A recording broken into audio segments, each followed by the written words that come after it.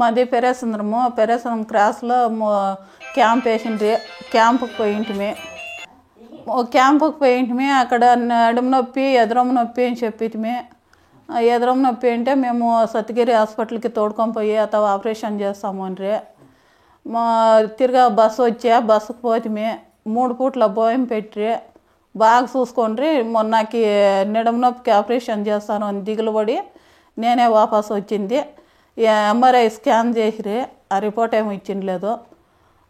ఇది ఈసీజీ చేసిండారు, ఏకో scan చేసిండారు, scanning చేసిండారు. ఆ రిపోర్ట్లు ఏమో ఇచ్చిండారు. మాత్రలు ఇస్తూ ఉండ్రి.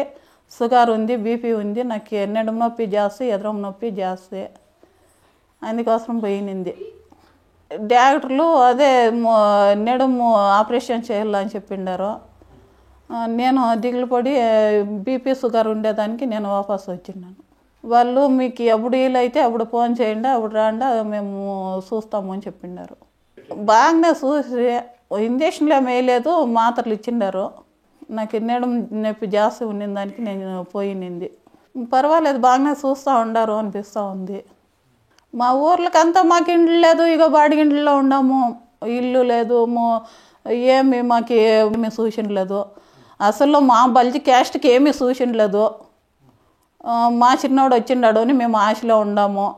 మాకు ఇవిటికి వచ్చి మాట్లాడిండలేదు. ప్రదీపు బాగానే చూస్తూ ఉన్నాడు అనిపిస్తూ ఉంది. మాకు పేదోళ్ళంతా మంచి సౌకర్యం చూస్తూ ఉన్నాడు ప్రదీప్ అనిపిస్తూ ఉంది. మాకు వాళ్ళు ముద్ద, పప్పు, అన్నము, రైసు అంతా ఇస్తూ ఉండ్రి.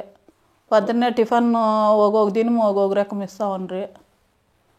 అయ్యిండే ఇక్కడే చిన్న హాస్పిటల్లోనే చూపించుకోండి, పెద్ద హాస్పిటల్కి పోయిండలేదు. అయ్యింది. ఆ రిపోర్ట్లు ఏమీ లేవు. ఎవరికి హాస్పిటల్లో సప్తగిరి హాస్పిటల్లో ఎవరికి ఇచ్చిండలే నేను, అంతా ఫ్రీనే.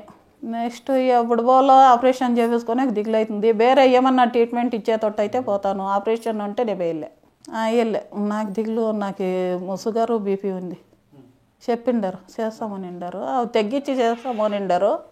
అయినాను నాకు దిగులు ఆపరేషన్ అంటే నేను పోను. ప్రదీపు మంచి పని చేస్తూ ఉన్నాడు అని నా అభిప్రాయము. ఇట్లా 100 ఏండ్లు చల్లగా ఉన్నాయని దీవించుతూ ఉన్నాను ప్రదీప్ని.